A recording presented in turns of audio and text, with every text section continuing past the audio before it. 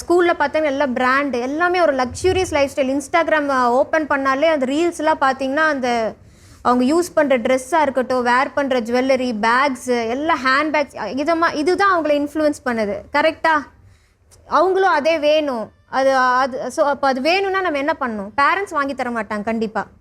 யார் அதனால அதுக்குள்ளே போகிறது. இன்கேஸ் யாராவது நம்மக்கிட்ட பேசி அவங்க இந்த மாதிரி சரி பிடிச்சிருக்கா இதை நான் வாங்கி தரேன் அப்படின்னோடனே எஸ் ட்ராப் ஆயிடுறாங்க. அதுதான் அந்த ஒரு சோஷியல் மீடியா அந்த லைஃப்பில் தான் இப்போ இவங்க எல்லாம் வாழ்ந்துட்டு இருக்காங்க. அதில் நல்லதும் இருக்குது, அதில் வயசு சப்போர்ட் தவறான விஷயங்களும் நிறைய இருக்குது. ஸோ அதனால இப்போது பார்த்தீங்கன்னா அடல்ட்ஸே இப்போலாம் ஈஸியாக ஏமாந்து போகிறாங்க. சரியா?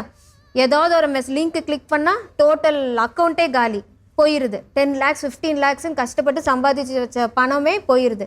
அடல்ட்ஸே இந்த ஒரு காலகட்டத்தில் ஏமாந்து போகும்போது குழந்தைங்க எவ்வளோ சீக்கிரம் ஏமாந்து போயிடலாம், எவ்வளோ சீக்கிரம் இந்த சொசைட்டி அவங்கள ஏமாற்றும்.